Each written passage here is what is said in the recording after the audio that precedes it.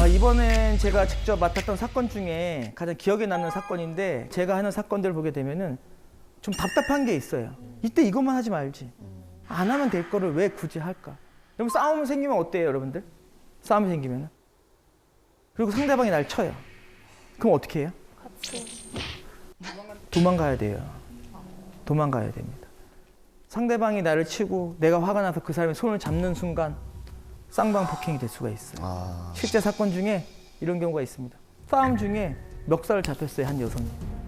누라고 하면서 엄지손을 이렇게 꺾었어요. 골절이 생겼어요. 그래서 잡은 사람은 벌금이 200만 원인데 손 꺾은 사람은 벌금이 더 많이 나왔어요. 잡힌 사람이 더 많이 나왔어요. 네. 억울하다. 억울하죠? 네. 그분도 오면서 펑펑 울었어요. 억울하다. 난 피해자인데. 근데 피해자 이런 거를 따질 때 유형행위가 있는지 없는지 다 봐요. 접촉이 됐는지 안 됐는지.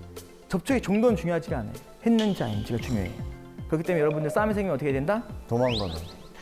싸우질 말아야 되겠어요. 네, 하면 안 됩니다. 이 사건도 똑같습니다.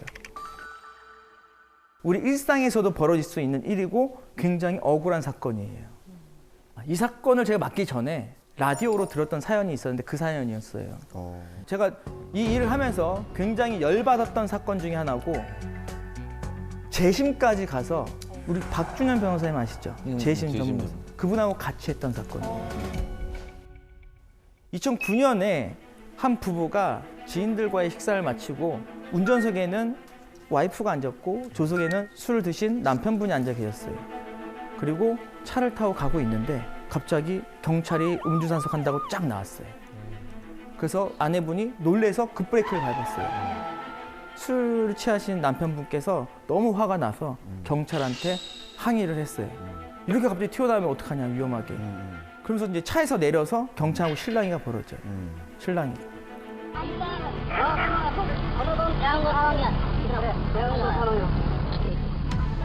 물 먹을 사람이 사모님하고 아드님한테 얘기를 하시죠. 왜 부르냐? 아니, 다시. 뭐야. 막 소리 지르고 하니까 경찰도 여러 명이서 붙어서 막 얘기를 했죠. 그러던 중에 어떤 얘기를 하다가 갑자기 경찰이 하면서 팔을 뒤로 꺾으면서 나오지 말아야 될 음성이 나와요. 대표해. 찍었다 방금 들었어요?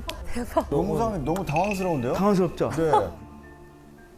네. 그걸 촬영하고 있던 경찰이 됐어, 찍혔어 라고 하면서 그 남편을 공무집행 방해로 입건을 했어요. 이야. 근데 뭐 진짜로 꺾을 수도 있잖아요. 공무집행 방해로 벌금 200만 원, 300만 원 정도 나왔는데 문제는 뭐냐면은 이분의 아내가 법원에 나와서 진술을 했어요. 증언 선서를 하고 남편은 팔을 꺾지 않았습니다. 제가 봤어요, 앞에서. 꺾지 않는 걸 봤어요.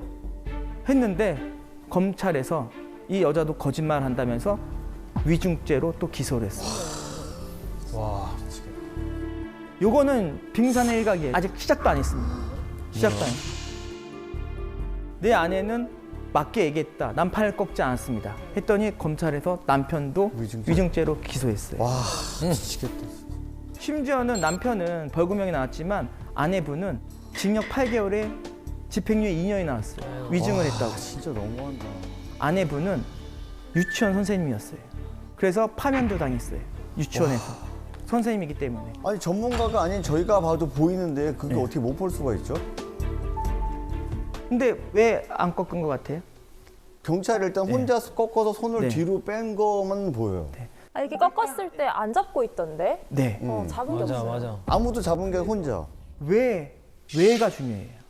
재판에서는. 왜 안 꺾었는지를 설명을 해줘야 되는 거예요. 어렵다. 아마 여기서 한 분씩 나와서 왜인지 설명해 주세요 그러면은 어려워. 어렵죠. 자세가 이상해요. 뭐가 좀 어설퍼요. 막 이런 얘기밖에 못 한단 말이에요. 재판에서는 증거 재판주의이기 때문에 증거를 확실하게 얘기를 해줘야 돼요. 그래서 저는 너무 감사했습니다. 이 사건이 저한테 와서. 저는 처음부터 의심을 했던 게 아, 소리. 제가 실제로 사건 영상 많이 보거든요. 네. 누가 때리면 아 소리 잘 못 내요. 윽 소리를 많이 내지. 영화와 실제는 너무 달라요. 그러네. 영화에서 총 맞으면 하고 있죠. 다 구라라고 보시면 돼요. 윽소리도 못해요. 그냥 그냥 쓰러지는 거예요. 그래서 악소리도 못 한다는 얘기가. 네, 칼로 찔리잖아요. 네. 급소 찔리면 그냥 거기서 쓰러져서 누워 계세요. 실제 우리 영화는 너무 다릅니다. 어쨌든 법정에 들어가서 그런 의심을 갖고 저도 화질 개선해서 영상 분석을 해봤죠. 한번 볼게요. 화질 개선. 여기서 제가 아주 유력한 증거를 찾아냈어요. 영상을 화질 개선시켜 보면은 팔을 꺾을 때 이분은 거의 뒤에 붙어 있었어요. 그래서 저 상태에서 저 경찰까지 손이 가려면은 가제트 손이 돼야 돼요. 그렇구나. 가제트 손을 뻗어야 쭉 나와요.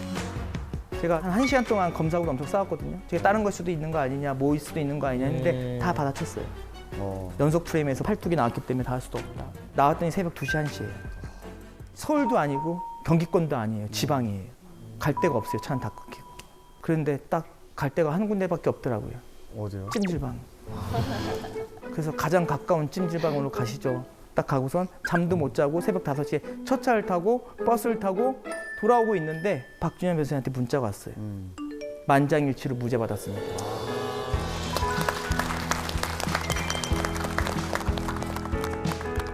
이번에는 성추행범을 제대로 혼내준 사건이에요. 이 사건은 의뢰인이 택시 운전기사였어요. 택시 운전기사. 한 여성을 태웠는데 술집에서 이제 택시를 탔어요. 뒷좌석에 앉았는데 여자는 의뢰인이 나를 추행한 것 같다. 옆에 와서 만지는 것 같은 거를 제가 느꼈다. 근데 취한 상태인지 정확하지 않은데 하여간 난 봤다. 자기를 만지는 거를. 블랙박스 영상을 보면 음성이 녹음되잖아요. 여성이 운전기사한테 아까 만졌죠? 아까 만졌죠? 그러니까 아니요 하는 장면도 나와요. 저도 사건을 많이 하다 보니까 운전자가 억울할 수도 있겠다는 생각도 들었어요.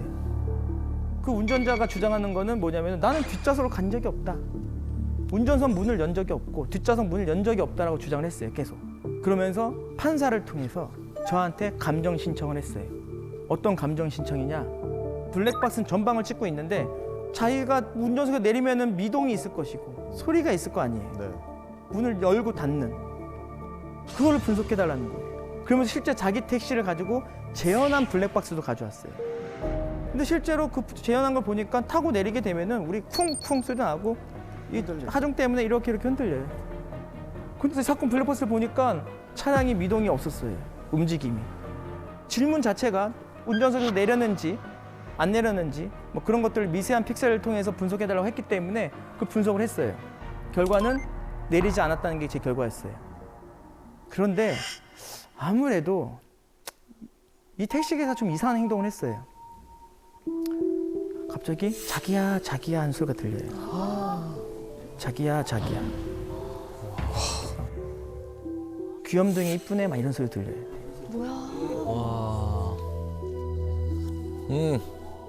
그래서 저는 이게 의심이 너무 됐어요. 아니 뭐 하는 짓이지? 그랬더니 그냥 혼자서 한 얘기다.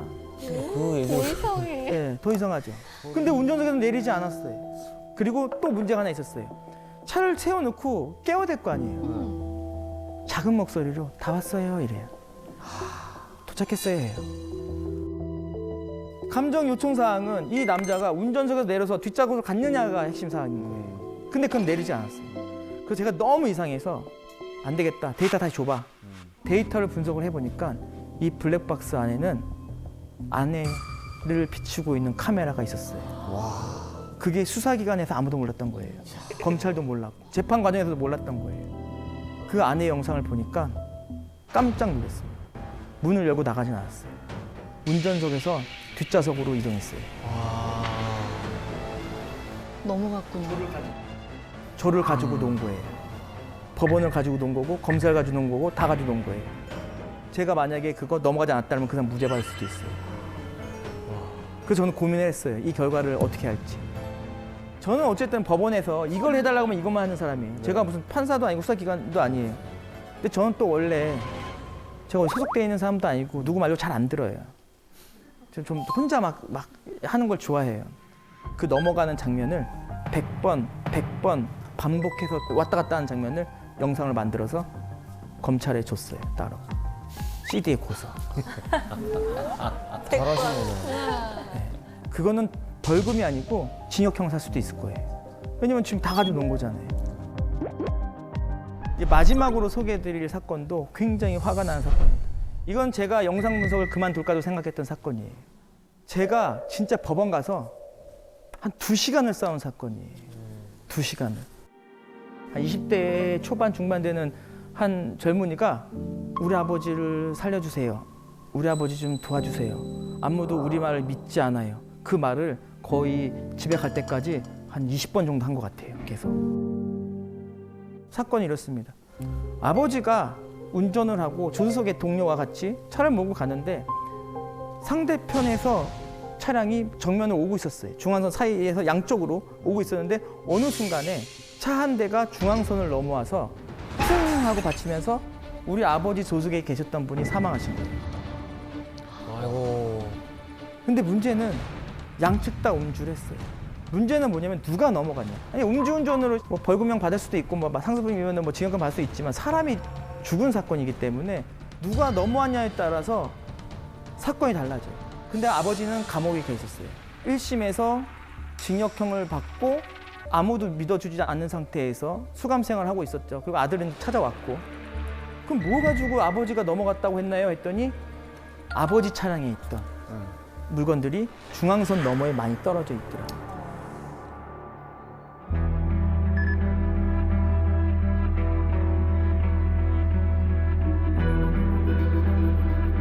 교통사고 분석하는 사람들이라든지 전문기관에서 아버지 차량이 그쪽으로 넘어간 게 맞다라고 분석 결과서를 내민 거예요. 모든 범인은 아버지로 지목하고 있었던 거예요. 국가기관에서 전부 다. 이 사건은 그 블랙박스 영상이 없었으면은 지금도 감옥에 계실 사건이에요. 차 한 대가 오죠. 라이트 비치면서. 네, 쿵 박어요.